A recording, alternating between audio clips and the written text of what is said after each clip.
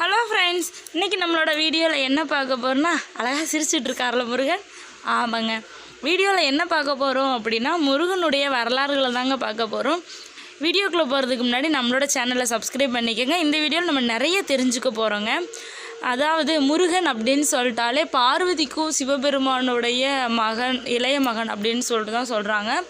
ஆமாங்க, ஆனால் முருகன் தோன்றியதுன்னு பார்த்தீங்கன்னா சூரபத்மன் அப்படிங்கிற ஒரு அரக்கனை அழிக்கிறதுக்காக தேவர்கள் சிவபெருமான்கிட்ட முறையிட்டாங்க.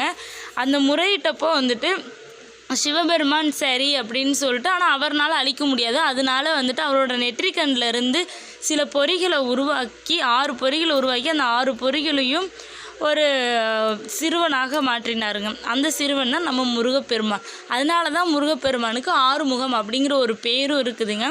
ஆறுமுகம்னு பேர் வந்துச்சு. அவங்கள வந்துட்டு கார்த்திகை பெண்கள் வளர்த்தாங்க. பார்வதி தேவி வந்துட்டு ஒன்றாக அணைச்சிக்கும் போது வந்துட்டு 6 முகங்கள் கொண்டு ஒரு முருகப்பெருமானாக காட்சி கொடுத்தாருங்க. இதுதான் முருகனுடைய பிறப்பு. அதுக்கப்புறம் வந்துட்டு திருச்செந்தூரில் வந்துட்டு சூரபத்மனை அழித்தாங்க. அதுக்கப்புறம்னு பார்த்தா சூரபத்மனை அழிச்சிட்டாங்களா, அப்புறம் அவங்க தம்பி தாரகாசுரனையும் அழிச்சிட்டாங்க. அப்புறம் முருகனுக்கு 6 படை வீடு அப்படின்னு சொல்லிட்டு இருக்குது. முதல் படை வீடாக திருப்பரங்குன்றம். அங்கே தான் தெய்வானைய தேவர்கள் சூழ சிவபெருமான் பார்வதி தேவி எல்லார்ட்டையும் கல்யாணம் பண்ணாங்க. 2ஆம் படை வீடு வந்துட்டு திருச்செந்தூர், அதுதான் சூரபத்மனை அழித்தது. 3ஆம் படை வீடு வந்துட்டு திரு ஆவினன்குடி பழனியில் தாங்க இருக்குது. பழனி மலை மீது இருக்கிறது கிடையாதுங்க முருகனுடைய 3ஆம் படை வீடு. கீழே இருக்க திரு ஆவினன்குடி தான் குழந்தை வேலப்பர் சுவாமியை வந்துட்டு காட்சி கொடுப்பாங்க. இங்கே வந்துட்டு முருகப்பெருமான் அண்ணா, அதாவது மாம்பழத்துக்காக சண்டை போட்டுட்டு கோச்சிட்டு வந்த இடம் இதுதாங்க.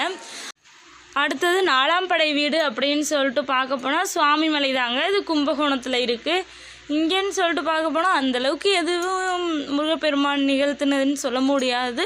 ஓரளவுக்கு நிகழ்த்தி இருக்காரு. அங்கே முருகப்பெருமான் வள்ளி தெய்வானுடன் காட்சி கொடுக்குறாரு. 5ஆம் படை வீடுன்னு பார்த்தோம்னா திருத்தணி தாங்க. அங்கே தான் வள்ளியை வந்துட்டு லவ் பண்ணி மேரேஜ் பண்ணிக்கிட்ட ஒரு இடம். அப்புறம் பழமுதிர் சோலை, ஔவையார்கிட்ட வந்துட்டு ஞானப்பழம் சுட்டப்பழம் வேண்டுமா சுடாத பழம் வேண்டுமா அந்த திருவிளையாடல் நடந்தது இங்கே தாங்க. இதெல்லாம் தாங்க நமக்கு தெரியும். இதையும் தவிர்த்து முருகனுடைய ஒரு வரலாறுன்னு சொல்லிட்டு பார்க்கணும்னா, முருகப்பெருமான் இப்போ யாருங்க? நம்ம எல்லாருமே முருகப்பெருமானை கடவுள்னு சொல்லி வழிபட்டுட்ருக்கோம். ஆமாங்க, கடவுள் தாங்க. ஆனால் அவர் எப்படி கடவுள் ஆனார்? இந்த விஷயங்கள் தானே பண்ணார். இந்த விஷயங்கள் பண்ணால் கடவுள் ஆகிட முடியுமா அப்படின்னு சொல்லிட்டு பார்க்க போனால் இருக்குதுங்க. ஒரு கடவுளால் தான் இப்படியெல்லாம் பண்ண முடியும். அதையும் தவிர்த்து சொல்லணும்னா முருகப்பெருமான் வந்துட்டு ஒரு குறிஞ்சி நிலத்தினுடைய தலைவர்.